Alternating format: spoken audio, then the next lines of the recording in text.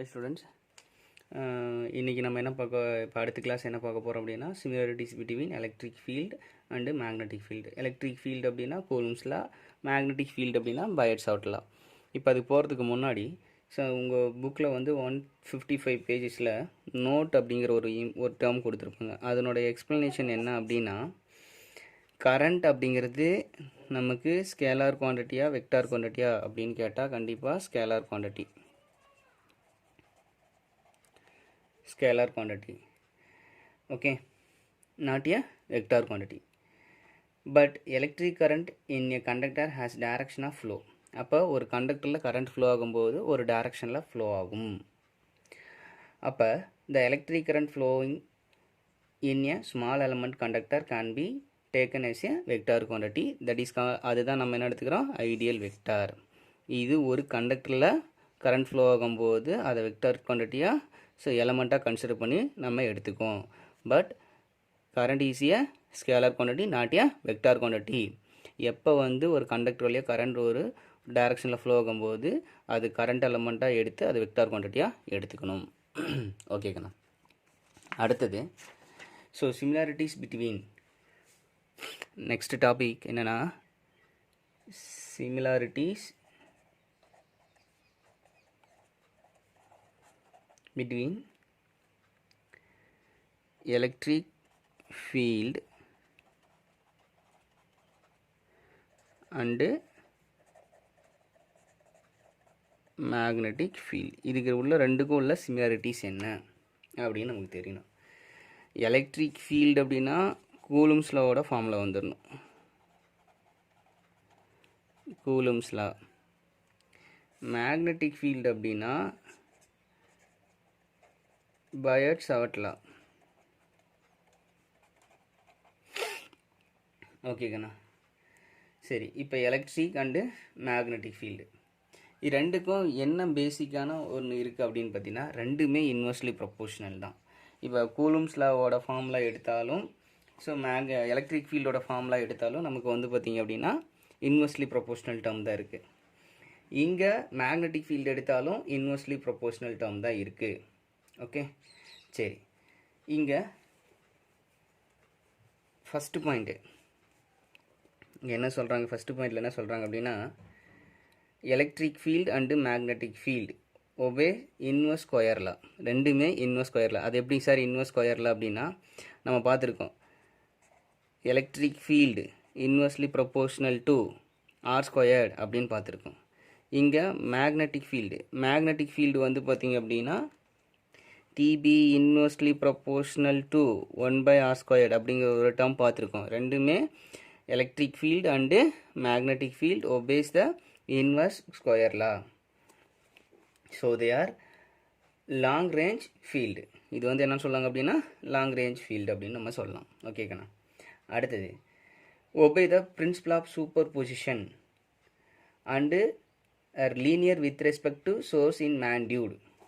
ஓகேங்கண்ணா. இப்போ என்ன சொல்கிறாங்க அப்படின்னா சூப்பர் பொசிஷன் பிரின்சிபல்ஸ்க்கு ஒபே பண்ணும். இதுவும் சூப்பர் பொசிஷன் பிரின்சிபல்ஸ்க்கு ஒபே பண்ணும். எப்படின்னா நிறைய நம்பர் ஆஃப் பாயிண்ட்ஸ் இருக்குது. இப்போ ஒரு சார்ஜ் எலக்ட்ரிக் ஃபீல்டு இருக்குது அப்படின்னா எலக்ட்ரிக் ஃபீல்டிலேருந்து நிறைய charge Q1, Q2, Q3 and Q4 அப்படிங்கிற நிறையா பாயிண்ட் சார்ஜஸ் இருக்கும். அப்படி இருக்கும்போது அப்போ இதெல்லாம் பண்ணோம், இதனுடைய எல்லாமே இது அந்த R1, இது வந்து R2, R3, R4 அப்படிங்கிற டிஸ்டன்ஸில் இந்த பாயிண்ட்ஸில் இருக்கும். அப்போ இந்த சார்ஜ் மேலே இருக்கக்கூடிய டோட்டல் எலக்ட்ரிக் ஃபீல்டு என்ன அப்படின்னு பார்த்தோம். இப்போ E1 இருக்கலாம், E2 இருக்கலாம், E3 இருக்கலாம் அண்டு E4 இருக்கலாம். இப்போ இந்த டோட்டல் எலக்ட்ரிக் ஃபீல்டு வந்து இந்த Q மேலே எப்படி இருக்கலாம் அப்படின்னு பார்த்தோம். ஸோ அதேமாரி தான் இப்போ ஒரு கண்டக்டர் பார்த்தோம். அந்த கண்டக்டர்லேருந்து ஒரு ஸ்மால் எலமெண்ட் எடுத்துக்கிட்டோம். அந்த எலமெண்ட்லேருந்து ஆறுங்கிற டிஸ்டன்ஸில் இந்த பாயிண்டில் மேக்னெட்டிக் ஃபீல்டு என்ன அப்படிங்கிறது கண்டுபிடிச்சோம். அதேமாரி தான் இங்கே ஒரு எலமெண்ட்டு சூஸ் பண்ணலாம். அப்போ இங்கே எலமெண்ட் சூஸ் பண்ணால் அப்போ இங்கே இந்த டிஸ்டன்ஸில் மேக்னெட்டிக் ஃபீல்டு என்ன, அப்போ இதனுடைய டோட்டல் மேக்னெட்டிக் ஃபீல்டு. அப்போ எப்படி எழுதலாம், டோட்டல் மேக்னெட்டிக் ஃபீல்டு. அப்போ TB1 வெக்டார் ப்ளஸ் என்னது TB2 dot plus dot dot dot என்னது TBN வரைக்கும் எழுதலாம். அப்போ இது என்ன பண்ணலாம், TB equal to summation of TBI அப்படின்னு எழுதலாம். I ஈக்குவல் டு 1n எவ்வளோன்னு எழுதலாம். இது இன்டகிரேட் பண்ணலாம். அப்போ TB ஈக்குவல் டு சம்மேஷனுங்கிறது goes to form of integration. அப்போ டிபின்னு எழுதலாம். ஓகேக்கண்ணா. ஸோ இந்த ஃபார்மேட்டு தான் இது சூப்பர் பொசிஷன் பிரின்சிபல்ஸ்க்கு வந்து அப்ளை பண்ணலாம். ஓகே, சரி, ரைட். அடுத்தது அப்போ with respect to linear with respect to source in magnitude, linear with respect to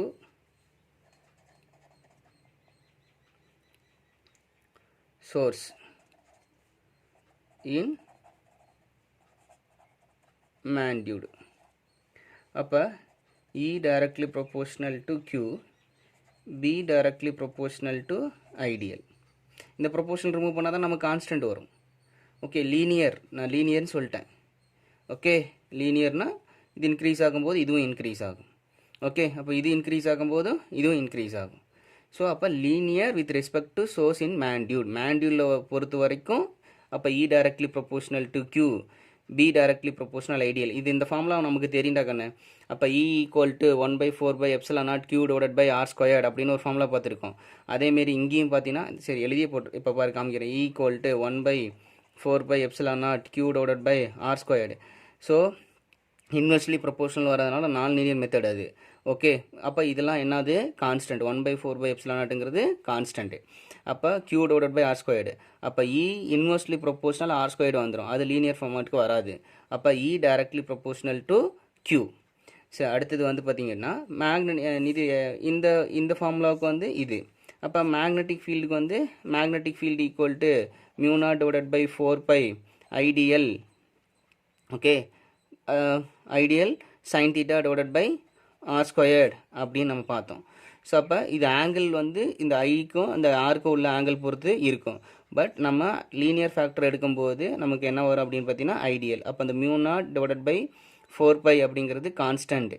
இது வேறு ஃபார்முலா கண்ணு, இந்த 4π இது கன்ஃபியூஸ் பண்ணிக்காதீங்க. அப்போ B டைரக்ட்லி ப்ரொபோர்ஷனல் ஐடியல், இது இன்வெர்ஸ்லி டேர்ம். அதனால தான் linear with respect to source in magnitude அப்படின்னு நம்ம சொல்கிறோம். அடுத்தது டிஃப்ரென்ஸ் பிட்வீன், அடுத்து என்னது difference between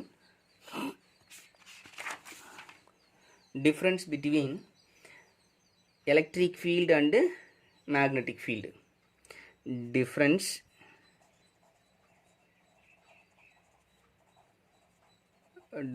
between electric field and magnetic field. இது நமக்கு தெரியும். எலக்ட்ரிக் ஃபீல்ட்னா கூலும்ஸில், டிஃப்ரென்ஸ் பிட்வீன் கூலும்ஸில் அண்டு பைட்ஸ் அவுட்லான்னு கூட கேட்கலாம். நமக்கு electric field and magnetic field மட்டும் அப்படி கொஷின் கேட்க மாட்டாங்க. டிஃப்ரென்ஸ் பிட்வீன் கூலும்ஸில் அண்டு பைட்ஸ் அவுட்லான்னு கூட கேட்கலாம். சரி, இப்போ இது வந்து எலக்ட்ரிக் ஃபீல்டுக்கு நம்ம பார்ப்போம்.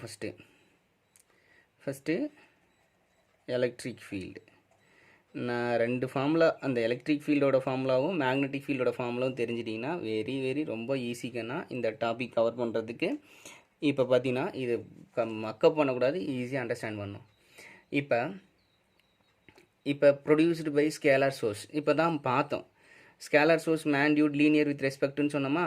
அப்போ first formula E directly proportional to Q. Magnetic ஃபீல்டுக்கு வந்து ஒன் சிம்பிள் தான். மேக்னெட்டிக் ஃபீல்டுக்கு வந்து பார்த்தீங்கன்னா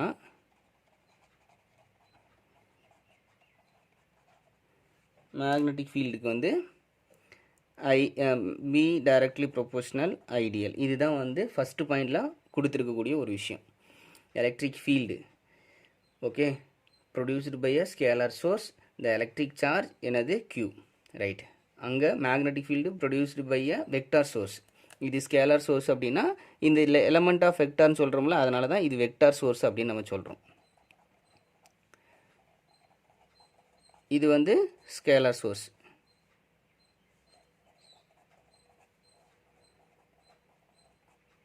ஓகே, அடுத்தது it is the second point. என்ன சொல்கிறாங்க அப்படின்னு பார்த்தீங்கன்னா, it is directed along position vector joining the source and the point at which the field is calculated. இப்போ என்ன பண்ணுறோன்னா 2 சார்ஜை நம்ம கால்குலேட் பண்ணும்போது ஜாயின் பண்ணும்போது லைன் ஜாயின் பண்ணும்போது அதனுடைய வேல்யூ வந்து நம்ம கால்குலேட் பண்ணுறோம். இது செகண்ட் பாயிண்ட். அண்டு இதுக்கு வந்து நம்ம பார்த்தீங்க அப்படின்னா, இப்போ நமக்கு தெரியுங்கண்ணா, இப்போ இங்கே ஒரு சார்ஜ் இருக்குது, இங்கே ஒரு சார்ஜ் இருக்குது. இப்போ வந்து ரிப்பல்சிவ் சார்ஜாக இருந்தால் நமக்கு தெரியும்.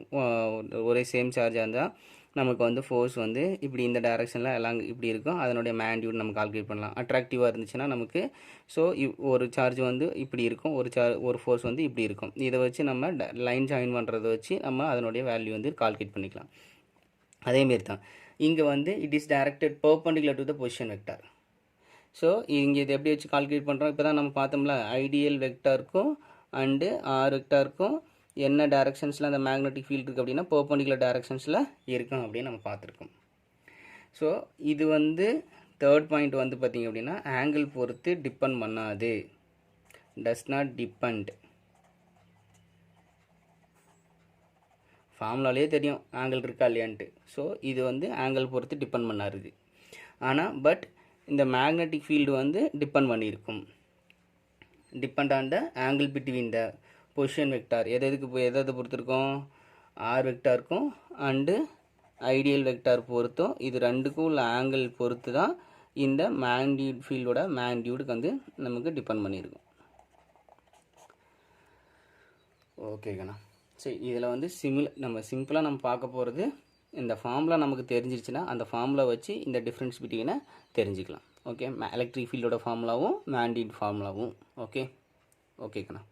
சரி, நெக்ஸ்ட் டாபிக் வந்து மேக்னெட்டிக் ஃபீல்டு வச்சு எப்படி மேக்னெட்டிக் ஃபீல்டு எப்படி கால்குலேட் பண்ணுறது ஒரு இன்ஃபினிட் லாங் ஸ்ட்ரெயிட் கண்டக்டர் வச்சு அப்படிங்கிறது பார்ப்போம். ஓகே.